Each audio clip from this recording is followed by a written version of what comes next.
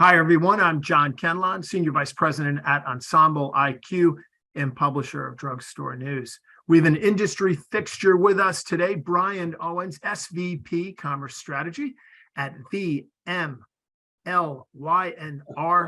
Commerce. Yeah. Thanks for joining us, Brian. Appreciate it. Always a pleasure, John. Same here.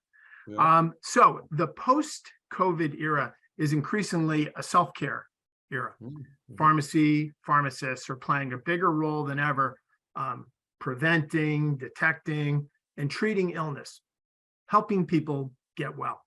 And that means more patient-pharmacist interactions and more OTC product advice and recommendations.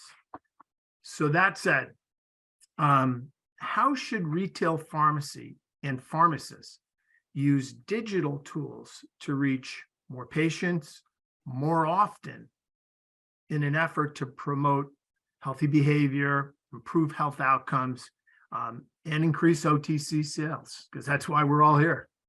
Yeah, great question. I think post-COVID, the role of the pharmacist has transformed into, call it a steward of the community of health. As a result of that, what do I mean by that? Well, they are being sought after, whether by brands like Haleon or J&J or RB, are all trying to get the pharmacist's recommendation as part of their, call it, path to purchase with their consumers that they're looking to convert at retail. That's just a fact. Why is that a fact? That self-care is more top of mind. We spend a lot of time at home. Mental health has obviously become a more acceptable, less stigmatized thing, which gives a lot more searching and interest in one's healthcare as a preventative measure, but also a way for people to get to know themselves and relate to others. So because of all of that kind of shift, the role of retail, the role of health services, the role of the pharmacist, as well as the role of the OTC product has all been elevated. And there's a new, call it premium, a new sort of value proposition because of the heightened awareness as it relates to folks' own, call it, disease state management. There's more options for that now that are both homeopathic as well as scientific purely, as well as in the environment where people want care. Technology provides a new pathway with telehealth to have an ongoing relationship with a care professional in a more real-time way than they've had in the past, right? Before, you only had the opportunity to go into a store to meet with a health professional. Now you have technology and direct-to-consumer experiences like Noom and all these others out there that allow people to get to better know and engage whenever they need to. Because we're talking about health, Yeah, and not beauty or fashion, yeah. how do pharmacists need to think about their role and their impact Yeah, as a understood. health influencer on social media? Because Love it. this can be life or death, Yeah, yeah. I think the celebrity needs to come to pharmacy a little bit more. If you want a sort of a slogan tagline to kind of bring this speech together, or not speech, this conversation to life a little bit. The persona, we have a lot of data out there as sort of statisticians of retail, and as a news channel, there's a lot of data that we have. The ability to create more personality around sort of the incidents of health, around the behaviors of health, our ability to create more of a, call it a ability to connect as well as normalize things so everyone doesn't feel so terminally unique in their own journey is a challenge. I think that technology provides us a new opportunity with platforms like TikTok, platforms like Instagram, platforms like Facebook, all have different roles as part of the sort of the consideration, education part of the path to purchase. And I keep on saying path to purchase because ultimately we want people to buy, but for people to buy things, we have to influence them a lot of different ways than in the past. And our reliance on mobile technology to entertain as well as educate has to be a new discipline in of shopper marketing, as well as with sales professionals. So I used to grow up at P&G and RB and used to call on Walmart, CVS, and Walgreens. I would argue now that you have to have a whole different sort of mindset in terms of understanding social spaces to be able to be relevant now, to kind of create demand around, call it OTC self-care occasions. Technology might be the first place we have to go to understand the shopper now versus, call it the loyalty database. That's interesting. Technology is the place we need to go to understand the shopper. That's it's so much different than where it was, just Yeah. 10 years ago. Yeah, these places are behavioral science databases now. Yeah. With outcome-based care being a bigger focus, and with a PBM now being a place where people are, looking at to eliminate cost, that cost has to go back and reinvested into, call it, more engaging experiences that allow us to measure, frequency in terms of how often you're talking to a care professional, but also the conversion that comes off the back of that, which you can do easier in an online environment than you can in a brick and mortar environment. Doesn't mean brick and mortar is not important, it is. But you're seeing retailers like Walmart create like digital screens. You're seeing a lot more technology start popping up in store, given the importance of influencing behavior. So you're reading my mind here. Yeah. The next question I wanted to ask is, so what are the ideas on how the pharmacist, as a social media influencer and their role should work to complement in store, to complement that in-person pharmacist role? Yeah, I think they have to just, events are one way, right? So sponsored OTC events where the pharmacist is no longer a middle manager as it relates to the workflow or back office operations of availability and sort of those, the boring part of the logistics, the business of pharmacy. Yeah, the process. The process has to be less of a burden on care, and our ability to leverage social videos gives them a safe space to communicate content as well as make real life connections to, hey, here's some inspirational words of wisdom, to, hey, here is just, scheduling.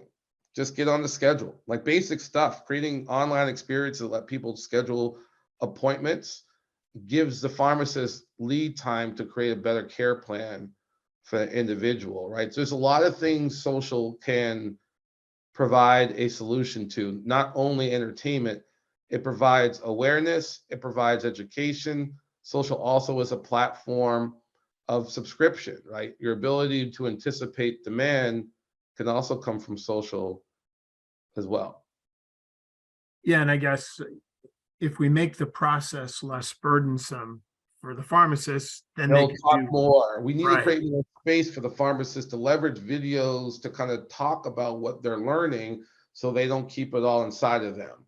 Our ability to communicate the message out to the masses is an outcome-based way of creating access for everyone. Yeah, I right? mean, one pharmacist can talk to one patient, or one pharmacist through social media can talk to thousands of patients. And then that pharmacist becomes a resource for the community in a way that's it's not now, right? Right now, those individuals are, if you're sick and you're in need, you talk to them. But wouldn't you want to be following a pharmacist who's solving problems versus when you need to talk to them when your kid's sick, right? And that's a whole different lens of consideration if you look at this person as a WebMD source. Yeah, I love that. You said pharmacist becomes a resource for the community, instead of maybe going to the town hall or doing something You go at to the hospital. They know everything. They know what's going on in terms of population health better than anybody. Yeah. So why are we leveraging them better in a way where they're able, like we did it in COVID, we just need to keep reapplying that same ways of working in a way, but the challenge is the operation of pharmacy is a burden and not another, we need to create more space for OTC brands to participate too. right? And That's be, that's you know, I brilliant. think I think if we get more of those marketing dollars into the pharmacy, we're going to be able to create more experiences that we can measure better. Okay. So I've one more question for you, and then maybe just a thought. Yeah, Um, can you give us a look into the future? Like, yeah. how could the pharmacist influencer role evolve? What could its impact on patients be? Its impact on the business, and how pharmacists are going to be could be perceived by patients. I know you just kind of touched on it a little bit, but is there, Yeah, you I know, recently made 3 years from now, 4 years no, from now? no, this is a great question. I recently made a presentation at the National Association of Trained Drugstore regional conference where this came up. And what my prediction will be is that social commerce will be, you're going to see demand creation happening from influencers. So instead of people promoting, you're going to see people saying, go to Target, go to Walmart, go to Walgreens, go to CVS, go to Kinney Drug, because this influencer is going to have more power over the individual in terms of demand creation than potentially a pricing promotion, because more and more time is going to be spent on social channels than going to be spent looking at a circular. So the more we can find a way to create a script and operationalize these individuals in an authentic way, the first brand to do that, I think, is going to transform the OTC category the same way skincare is being transformed by folks like CeraVe. I think that's great. You know, you saying that this is the modern way to do it instead of a circular. Yeah, Um, man. Like, we have to think smarter around demand creation. I used to sell stuff, right? And it used to be the power of the brand.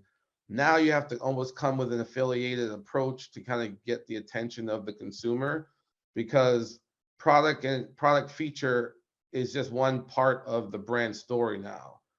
The persona matters just as much in media and marketing now. So the ability to bring that into shopper marketing around retail pharmacy, you know, vaccines is doing it. Look at Shingrix. Shingrix is, you know, killing, like, not killing it, yeah, that's a wrong word to say, but their ability to create an OTC experience around retail pharmacy, people are getting Shingrix, like getting that vaccine because they normalized an occasion and made it, and they use influencers to do that.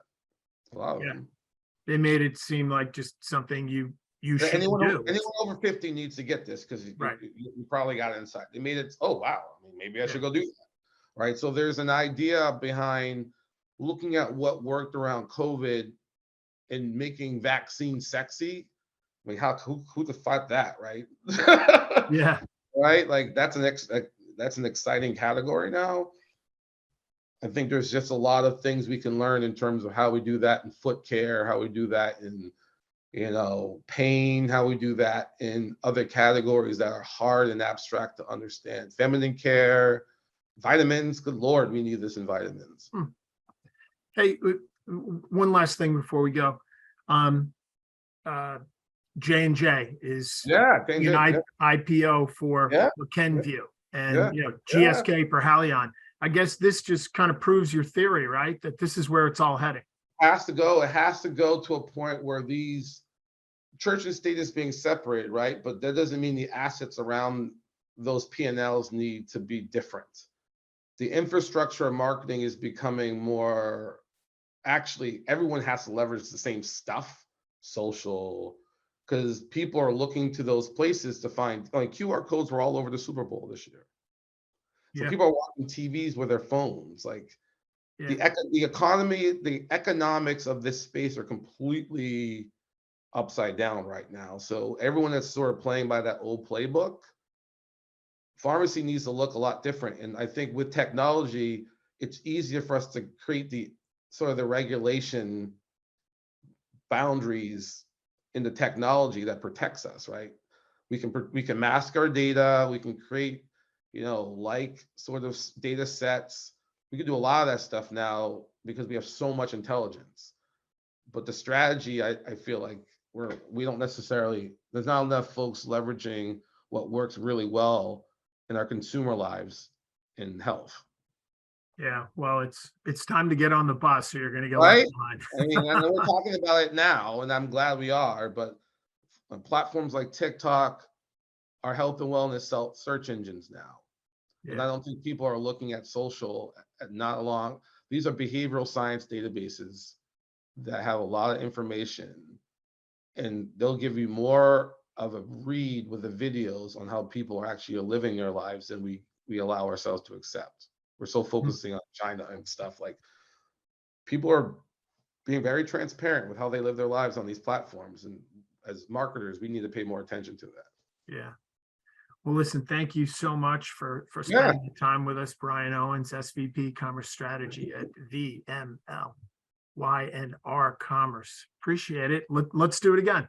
let's do it again. Here, always a pleasure, my man. I look forward to it. Cheers.